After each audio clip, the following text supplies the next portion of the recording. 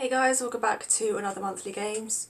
So I didn't do a video last month because I just didn't feel like there was any point to do it because I only played 2 games, which was I platinumed Spirit of the North, which I'm so happy about, and I completed Last Time I Saw You as well, which took me like 10 hours and there were only 5 acts and it was such a good game.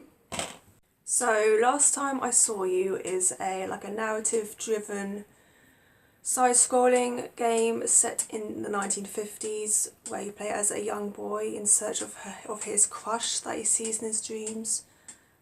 Of course it's all centered around a mystery and then a school, which is very similar to Until Then as well. So I just wanted to get through my backlog of games really, and this was one of them. I finally started it last month, and yes, it took me like 7 hours to do, but at the end it was a bittersweet end to it. It's such a beautiful looking game as well. You can interact, so you can interact with the environment, and there was some combat involved but not too heavy, so that's why it's mainly story driven. I really enjoy these kind of indie games, but of course I'm not gonna buy these indie games anymore digitally, though probably in some ways that's why I'm gonna miss it, but in others it's just for me mentally just not buying all these games anymore. It's probably good for me.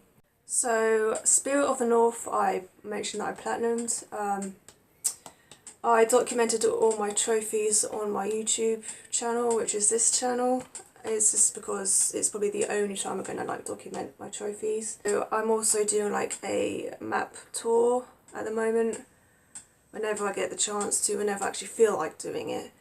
So it's just like a basic tour really that I'm giving. It's not giving much away. It's post-game, which I've very much appreciate after what developers have actually done, that you can actually explore at the end, which is really good. So yeah, if you want to check that out, please do, but of course you just able to play it on your own and discover all the beautifulness of the environment and just little secrets here and there. I just felt like I just wanted to show you the surroundings and all the maps and stuff, well, not all the maps, all the areas of the map. So yeah, if you want to check that out, please do. So talking about all the games I've been currently playing, one of them is a DS game, because I just wanted to spice things up a bit with all the consoles. So that is Pokemon Y. It's been a long while since I picked this one up. At the moment I'm almost at the end. I've only got one gym badge to go. I don't remember completing this before. I got far, and this is the first Pokemon 3D game that I've ever played, and the only one I actually own.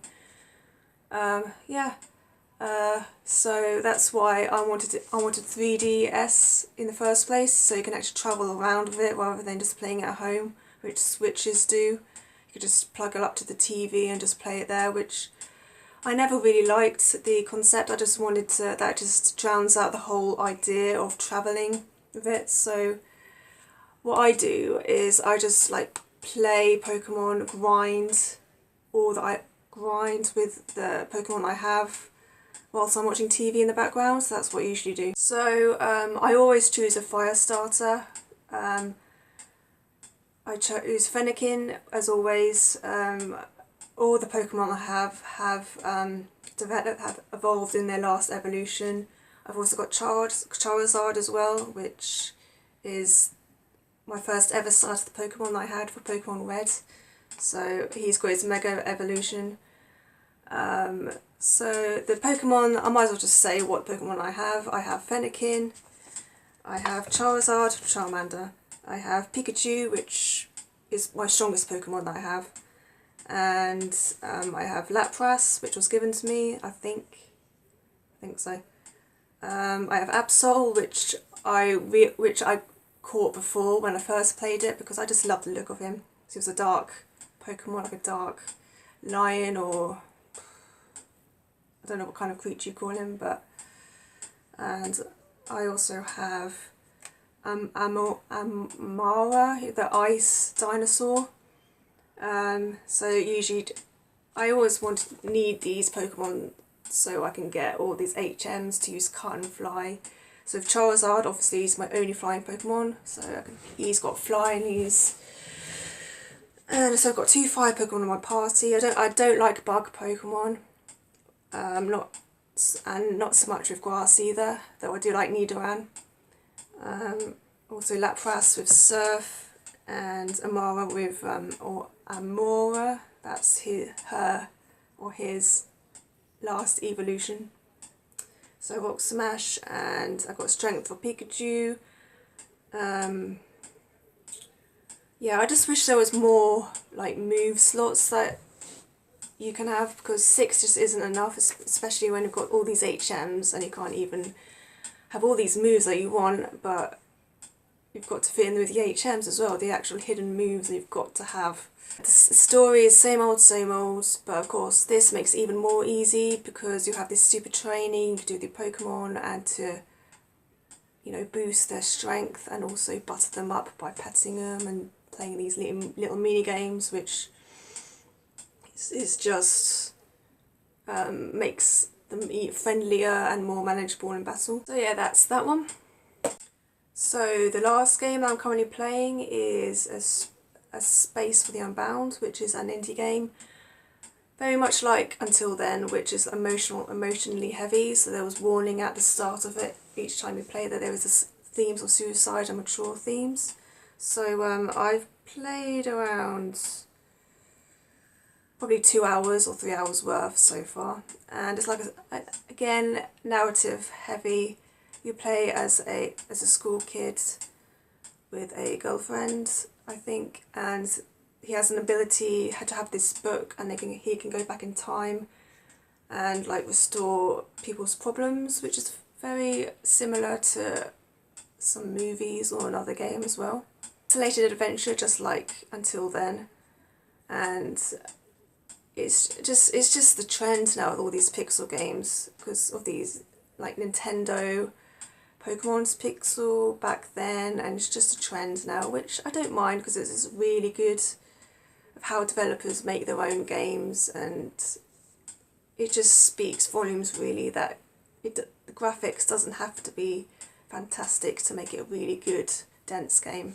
So being a game like this, there is some mini games you can do, like there is this arcade style fighting where eventually you can fight bullies in like an arcade style, you know, like Street Fighter or Tekken, where there's like a certain amount of button presses you have to do before time runs out. And this is bucket lists that your girlfriend wants to do, maybe before she dies. I don't know what happens at the end. So there's these little lists and some collectibles as well. You collect bottle caps as well to gain some trophies, which is cool. They're high school sweethearts, and they are it's set in the 90s in Indonesia. I don't know what it is with all these new games, like being set in Eastern Europe or Western Europe. I don't mind at all. And all these, it being set in high school as well, like what's that all about? So the last game that I'm going to play, it's not the end of July yet, but next week, or yeah, I think like next week or at the end of next week, I'm gonna replay Life is Strange, because this will be like the first time I'll have booted this up on my PS5. I didn't realise I was missing some photos, you know, to do with the trophies, which is synonymous with these Life is Strange games. So that's just basically the reason why I want to play it again. To not only gain the rest of the trophies, but I kind of miss playing, you know, movie style experiences like The Quarry and like supermassive games with the dark pictures. So that's what I always miss, playing these type of games. For some reason, have choice games, not just pixelated ones, but these ones, so that's why I'm going back to this. So yeah, check me out with all my games I've played this month. 3 games, but at least I talked about my completion of 2 games, which is kind of an achievement. That's my monthly games. I may be able to see you next month, and I've had an idea where I've found this gaming journal idea from Gaming in Yellow, a YouTube channel which she just focuses on Switch games, but I thought maybe I'll do some sort of journal with all the games I've played and then just upload them maybe each month or year, just so I can have time to do them, just like I do with my book journal really, in physical form, rather than having to do a monthly games every month, because sometimes I just can't do it. Even if it isn't in video form, I can still post them, but it just doesn't really, it's not the same really. So yeah, there you have it. That's all the games I played this month, as well as just rambling about the games I played last month. So I hope to join you in August. If not, then maybe I'll post them, who knows. But until then, thank you for watching, and I'll see you in the next video.